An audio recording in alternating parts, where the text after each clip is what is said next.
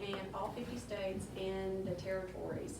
And it's in this state because of the Mississippi Arts Commission, who is how I came to work for them. I have another job, another role with the Mississippi Arts Commission, and I teach English, and I've taught it at the high school level and the college level, and by far, this is my favorite job. I wish my children had been exposed to this program, and I wish I had had it as a high school English teacher. And I'll show you some of the benefits. This is our 20th year anniversary, and so hopefully we'll do some special things at the state contest this year. So I'm just gonna go ahead and get started. I have to put on my glasses. My children make fun of these glasses. Thank you. Okay, this tells you exactly what I just said to you. This is just a picture of all 50 students in Washington this summer. This is our state champion right here, Malaysia Taylor. So since she was our state champion, she got to go to Washington, D.C. She got to take her mom, she got to take her teacher. Airfare was provided, nice hotel was provided the whole time, all her meals were provided, all of her transportation while she was there. They did fun things for the students. They encouraged them to write their own poetry and have a slam poetry contest late at night. She got to meet both of our state senators and got to have pictures with them and got to do her recitation for them. So it just opened so many doors. She got to visit Georgetown. She got to see all kinds of monuments, and I don't think she'd been on an airplane before then. So even if she had flown around the country numerous times, the things that this program does is just, as I said, it just opens doors that you would never dream of. Not just on the national level, but I'll show you some things on the local level too. I don't know what that is.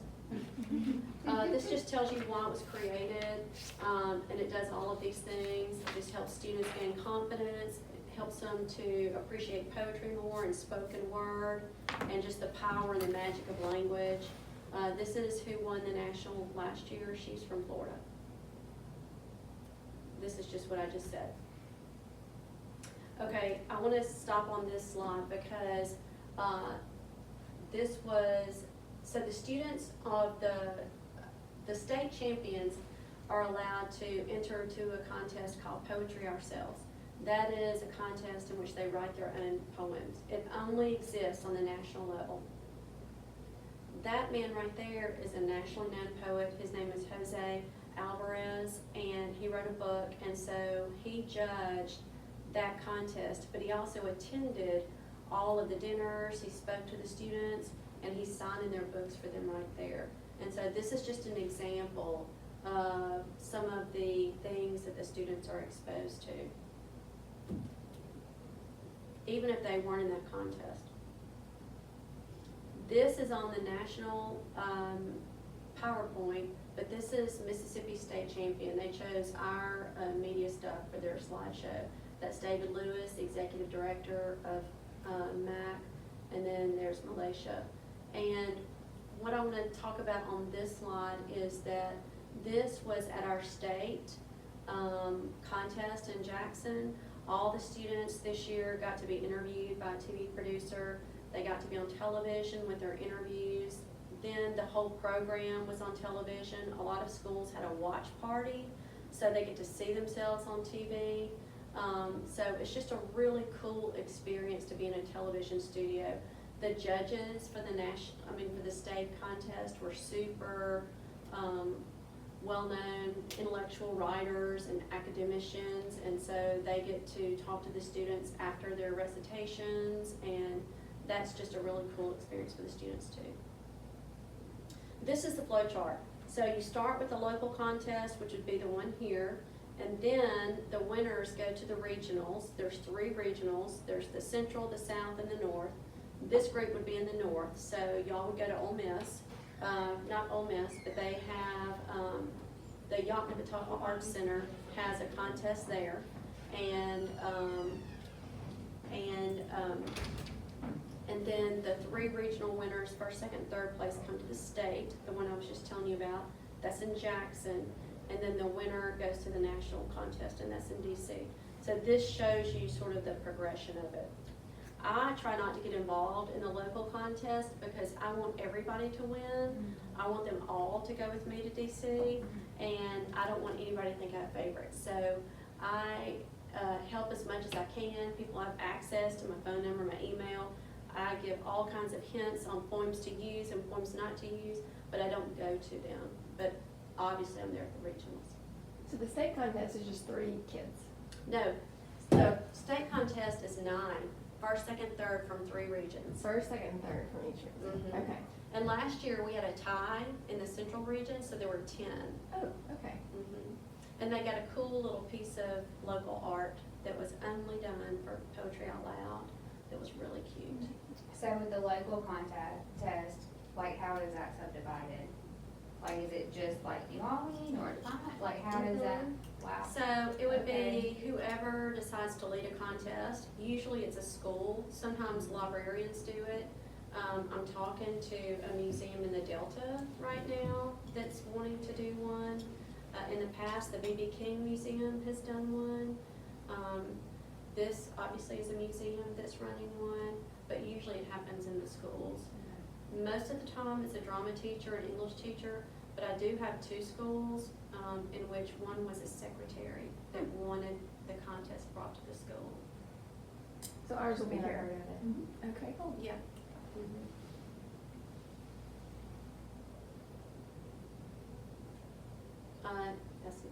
That's not important. I mean, they get all kinds of stuff. Come on now. So is this the first year for the? This is the first year. I was gonna say, cause this is the first time we're hearing about it, so I was curious. This is important to teachers because they can satisfy all their standards goals and curriculum goals. There's lesson plans to it. There's a judge's guide. This is important for y'all to know. There's a judge's guide, and like I mentioned, there's judging criteria. I have a Zoom and I train all of the judges. They have the same criteria and they hear the same information and they're required to watch the same training videos, whether it's in the north or the central or the south. So that even though human beings are involved, the process and the criteria is as consistent as it can be. It just protects the integrity of the program.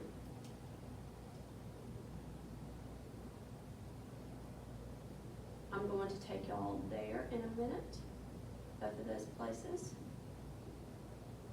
That's me. I'm just showing accessibility. This is important. I've enjoyed the privilege that a poet is entrusting me with their poem and allowing me to interpret and tell it to the world. That is one of the main aspects of Poetry Out Loud, is that you choose a poem that somehow you connect with or really like in some way, and you become the vehicle for that poem. It doesn't mean that if the poem is about going to war, you have to have gone to war, but it means that there's something in that poem that you like, that you can bring to it, that you're able to not dramatize, but bring to life for the audience, which is the goal of poetry. Poetry should be spoken aloud. That's always what our English teacher said. Like, we studied poetry. She said this is not like silent reading. We have to read. It's an out loud vehicle. You know. It is. It is. It is so much more entertaining when you read it out loud. Okay. So I want to show you some of the recitations. I made a little playlist on here. This is the first one. This is Edward Wilson. This is the student from prep. Let me say something about his poem though. Back up, Edward. By W.D. So he's from prep. He's reading a poem about the Vietnam War. Obviously, he has never fought in the Vietnam War. He does a beautiful job of pronouncing the Vietnamese names, but every time I watch him recite this, it gives me chill bumps because he brings such passion and such authenticity to the word. So you may not respond that way. I'm an English nerd, but this just shows you an example of a good recitation.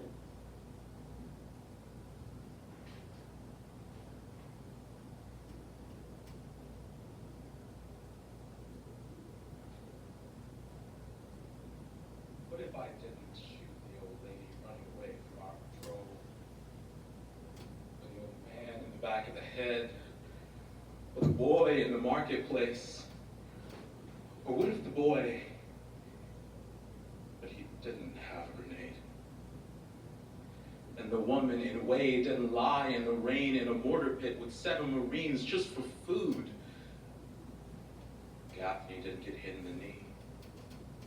Ames didn't die in the river. Ski didn't die in a medevac chop between Compiègne and Da Nang. In Vietnamese, Compiègne means place of angels.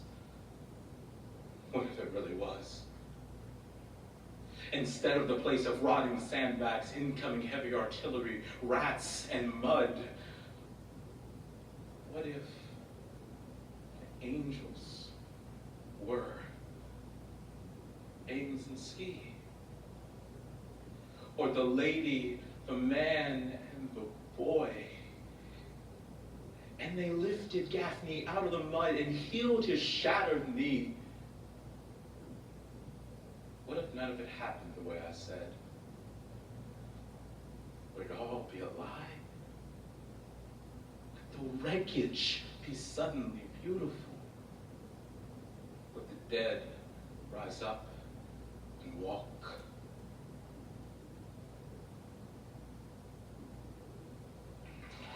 That's it. What do y'all think? Yeah, really good. Isn't it powerful? Okay, this is a poem that was done so many times at the regionals last year, and then at the nationals, 3 different semifinals did it. I thought somebody did it better than this person did, but I still think she does a great job. We are not responsible. She does a great job. I shouldn't have said that. Not Responsible You can edit by that out. Harriet Mullen. We are not responsible for your lost or stolen relatives. We cannot guarantee your safety if you disobey our instructions. We do not endorse the causes or claims of people begging for handouts. Reserve the right to refuse service to anyone. Your ticket does not guarantee that we will honor your reservations. In order to facilitate our procedures, please limit your carrying on. Before taking off, please extinguish all smoldering resentments. If you cannot understand English, you will be moved out of the way. In the event of a loss, you better look out for yourself. Your insurance is canceled because we can no longer handle your frightful claims. Our handlers lost your luggage and we are unable to find the key to your legal case. You were detained for interrogation because you fit the profile. You are not presumed to be innocent if the police have reason to suspect you are carrying a concealed wallet. It's not our fault you were born wearing a gang color. It is not our obligation to inform you of your rights. Step aside, please, while our officer inspects your bad attitude. You have no rights we are bound to respect. Please remain calm or not be held responsible for what happens to you. I love the way she delivers that because as the poem goes on, the emotions escalate and escalate. You just know violence is coming, but yet her tone gets angrier and angrier. She tells somebody to stay calm. I thought she did just a great job with that. What's going on here, Elena? I don't know. Oh, okay. I wanted to pull this one because, hold on, Billy. Because his name is Billy. The poet's name is Billy, and the poet actually watched him recite this. This is a great example of a good use of tone. This poem is about someone losing their memory. Like you might have a relative who had Alzheimer's, and maybe this poem would have connected to you and you might have wanted to recite it. What he does that is so well done is that the poem is not meant to be sad. It's meant to be poignant, but there are some witty places in it, and Jackson gets it, and he's able to deliver that wittiness to the audience so that they pick up on it, so not everybody is left depressed at the end of his poem.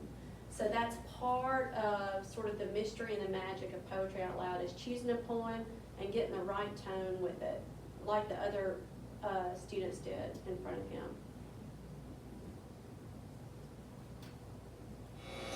Forgetfulness by Billy Collins.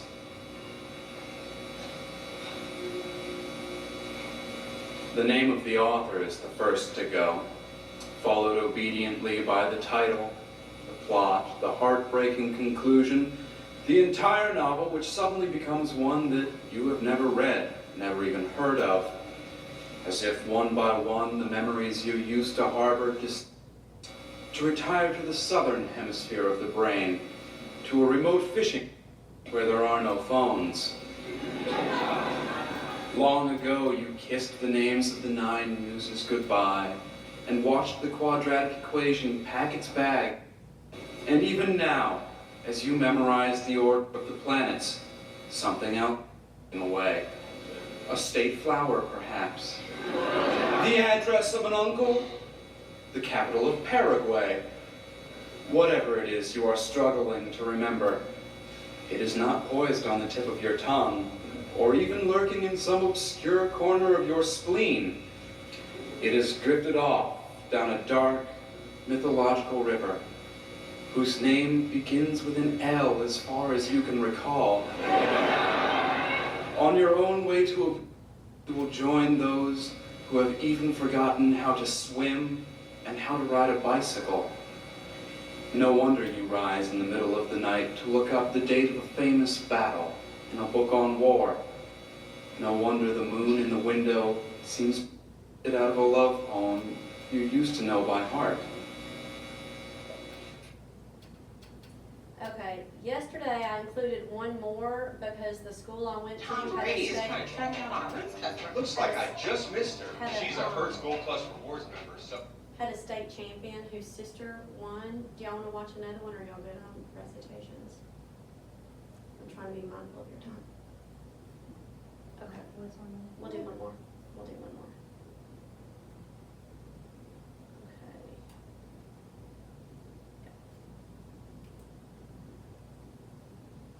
Oh, what? No, We wear the mask, but that was the national champion last year. Here she is. This was our state champion 9 years ago.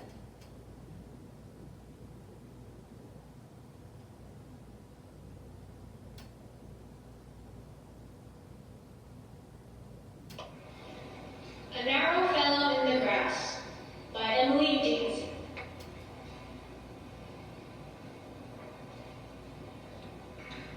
A narrow fellow in the grass occasionally rides. You may have met him, did you not? His notice sudden is. The grass divides as with a comb. Spotted shaft is seen, and then it closes at your feet and opens further on. He let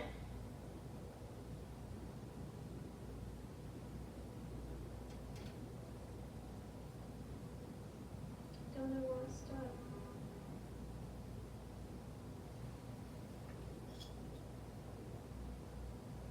My computer is going, but there's no sound.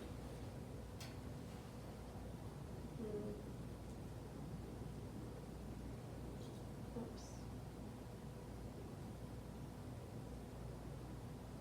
Okay, there's a ghost in the machine. I can't get it to come back on, y'all. Anyway, she did an Emily Dickinson poem, and what I like about her recitation is something that sometimes students struggle with. It's very rhymey, but you can't tell that it's rhyming because she pauses. It kicked me out. It pauses in the middle. She pauses in the middle of the lines and draws out other words. So it doesn't sound like this, like you're listening for the A, B, C, D, C, D, E, F, E. So that's one thing that she does really, really well with that. Okay, I'm just gonna show you the website on my computer, right here. That seems to be easier. So what you would do, that tells you about the program. Once you decide you want to be part of it, you will go to Poetry Out Loud, and the first thing you want to do is find your poem. So in Poetry Out Loud, all the students have to choose 2 poems. They're called the old one and the short one. The short one is a poem that is 25 lines or fewer, and the old one is before the 20th century. For a tiebreaker, students can choose a 3rd poem, and that poem can be both. It can be an old short poem. But for the initial 2 poems, one has to be fewer than 25 lines, and the other one has to be an old one. Now, the old one may also be a short poem. So I want to show you, to me, the easiest way to find a poem. So if I were looking at a poem, I would browse collections right here. And what kind of collections do we have? Is this on the web? Is this Uh-huh. on the menu here? Yep, this is on the website. Find There's an poems. app. Okay, yeah. There's an app on here too. They have an app, which is super cool. So if you're into social justice and equity, there's some poems for you. Poems of protest, resistance, and empowerment. If you like history, there's that. Last year, our state runner-up did a historical poem that was like a ballad. It was about a year long, and he crushed it. He did so well, so well. But his other poem wasn't as magnificent as the long one. And our state champion did a poem called Mansplaining. And do you know what mansplaining is? Okay, so I think she probably had some history in her life with somebody mansplaining things to her. So she was able to pull that off, whereas a guy may not be able to deliver that as truthfully or as effectively or as powerfully. She did it really well, and she used subtlety to do it. Her voice built over time, and she used real subtle gestures. So you said they had to have 2 poems? Yep. What were the categories for the poems? So, Old, long, and short. Old and short. Old. Fewer than 25 lines and before the 20th century. So if I were going to choose this, my favorite holiday is Halloween. I love Halloween, so I might go, oh, what is this one? Eerie Poems. And then Amor Monday, that's going to be an old one. I may not want to look for that one right away, so Carnival. That looks cool. I'm going to click on this one and see what it has to say. And look at there, up here, it tells me that it's in the 25 lines or fewer category. Okay. So every poem does that. And this one, even the way the writer wrote it, some of the words are italicized, which is already a great hint for the speaker, you know? It's saying do something special with these words. So that is how I would go about finding poems. I would steer clear of poems that are super sing-songy. This one, someone did last year. In fact, 2 people did this one last year. This one is both 25 lines or fewer and before 20th century. So they could categorize this either way and then find another poem that they like. If it was an old one, then they could say, okay, this one is going to be my short one. If they found a modern one, they could say, okay, this one is going to be my old one. Do you see what I'm saying? So that is how I would go about finding poems. So I'm going to show you this. This has recitation videos on here. It has tips on reciting. Teachers and organizers. This is, even if you're not a teacher and an organizer, as a parent, this, you would want to look at this. You're not going to care about the lesson plans and the lesson plan videos, but look at judging a competition. There's the judge's guide. You can just scroll down. This is part of what all my judges have to watch. But then right here is the scoring rubric. It's at the very bottom of resources.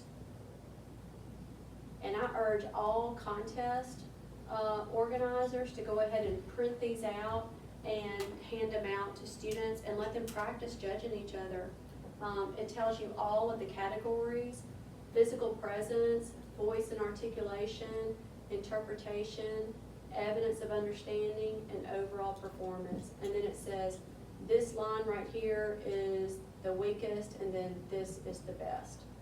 In addition to this, you'll also have an accuracy judge that just determines, is the student saying all the words the way they're supposed to say them and when they're supposed to say them. And if they don't, they just get a point off. It's the easiest category to get 100 in. And then there's, all contests have a prompter.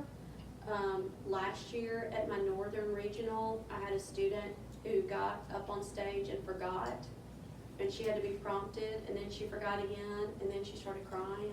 It was awful. Oh, it makes my stomach hurt to think about it. But after the contest, she said, I started memorizing that poem this week. And I was like, oh, you just put us all through it because you didn't do it. But anyway, this rubric I think is super, super helpful. And that's really the bullet points of everything. Do y'all have any questions about these categories, about the poems, or about? So you have to choose a poem from the website. Mhm. You have to have two. Mhm. Do we know when the event is? Like when the reading, like when is The contest? Yeah. That will be up to her. okay. I have to turn in my numbers by December the 15th, so it will be this season. In the fall. Mhm. It'll be in Okay. the fall. Do you have a Well, approximate time? our plan was to kind of do some weekly meetings where we, probably after school for about an hour, just to talk about the poems that we picked and also to, just do some creative writing kind of in response to it and, just kind of explore the poems on there besides the ones that we're memorizing. And also kind of help each other memorize and that kind of thing. Right. Because like she's saying, it's hard to do it just the week of, it doesn't work very well. So our plan was to kind of do that this fall and then have the competition in December. Okay. So if that's something you guys are interested in, we'd love to have you come do it with us. And we've kind of left the date and time of meetings, like what day of the week and when, kind of open-ended until we saw who came because we wanted to fit your schedule. So if, you know, if it's only the two that are interested. Yeah, we can do it with two. Okay. The easy schedule. Yeah. Yeah, whatever works for y'all. I don't know that Nita will be able to come to after-school stuff, but she's interested and would work on her own if she can't. Okay. If we could squeeze it in somewhere. Well, and if weekly doesn't work for y'all, if y'all wanna do once a month check-ins, or, I mean, we're here to make it work for y'all, so. I mean, there's only two here, so y'all talk So amongst how would that yourselves. work, like if we had the competition here, like how does, like, go back through how the process works? If we decided to commit and do this, and we had the competition in December, and it's her and, you know, Nita. her and Nita. Mhm. I know, like, I know, but, how would that work with there just being two of them? You know, and not You being would a have a larger winner group? and a runner-up, and I would have to check, with a winner and a runner-up, they may both go to regionals. Yeah, So, but the way that the actual contest would go is that, Elena would be responsible for hiring judges, and they would come in. There's gonna be a place where they stand, and maybe a microphone, maybe not, and they would come up and recite their poems.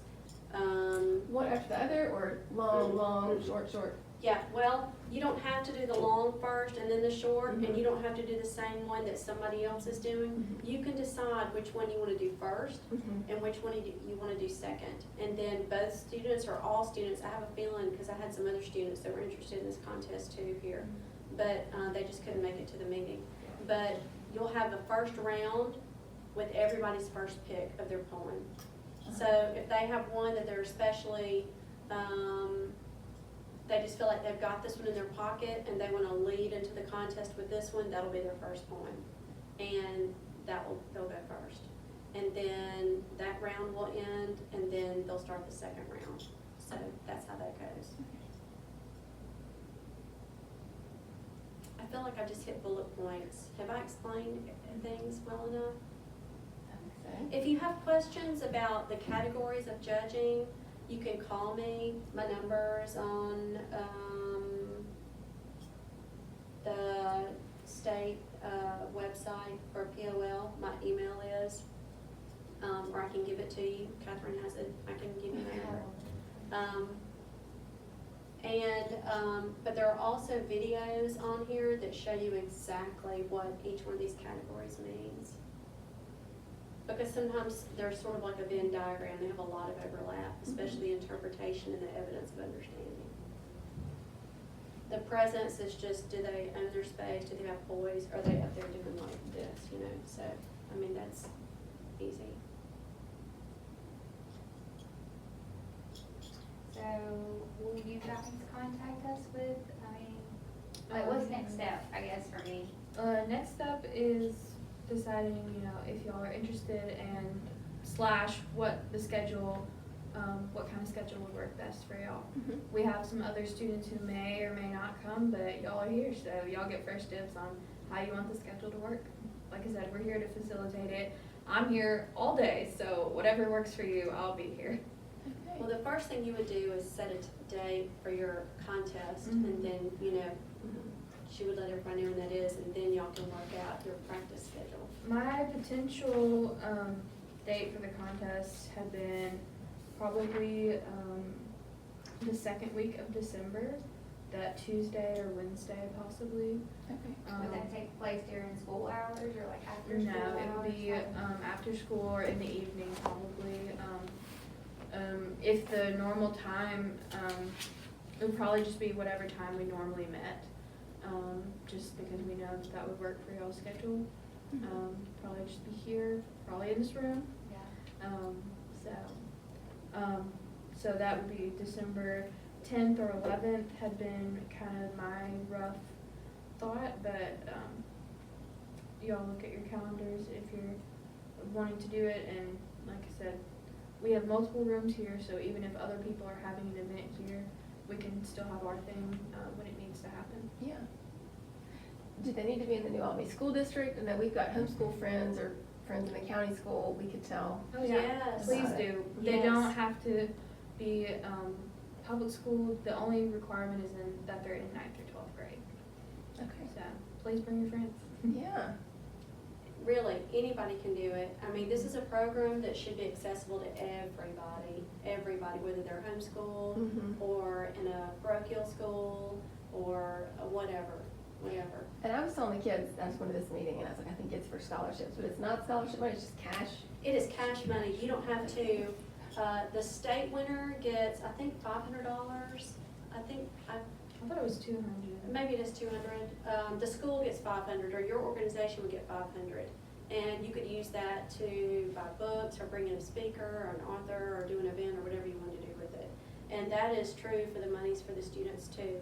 They get all their banking information, and the students don't have to major in English or become poets or anything like that. Mhm. It just goes straight into their bank account. Cool. And for Mhm. our competition, we are giving a $300 prize to first place, $150 to second, and $50 to third, and that's just, Oh we'll my write you a goodness. check. That is great. That is Okay. wonderful. That's Tell better your for the friends. state. Yeah, we will tell our friends. So, if y'all know of other people, like I said, who'd like to do it, I can give you my email or my number and have them contact me, but I'd love to kind of, if you're interested, go ahead and get a day and time for kind of a first meeting to get the thing going. So what do you guys think? When are you free? Maybe teach us dance 3 days a week, so. Well, as we're saying, like, we've got stuff every day after school until 5, most days. We can do 6 or 7 if that works better. Yeah, Fridays, stuff Fridays are freer, yeah.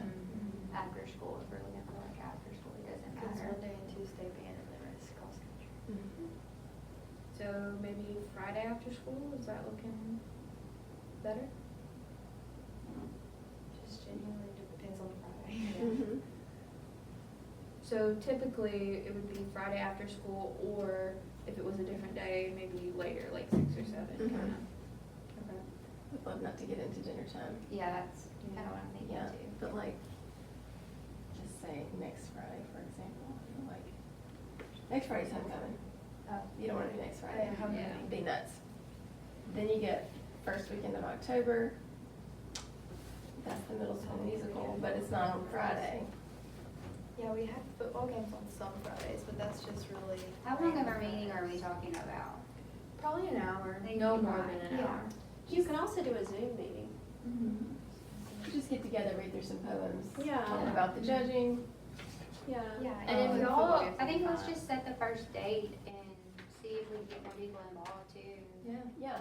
But we reached out to a lot of teachers and a lot of 4-H leaders, and so I'm probably gonna reach out to them again and let them know that we have a date set for a meeting. If y'all have people you think would be interested in the money, let them know.